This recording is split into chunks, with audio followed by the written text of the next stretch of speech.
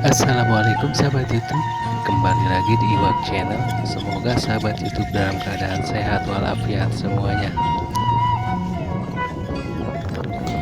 Video kali ini saya akan menampilkan permainannya orang Sunda, yaitu yang namanya kokoleceran, atau kalau bahasa Indonesianya baling-baling.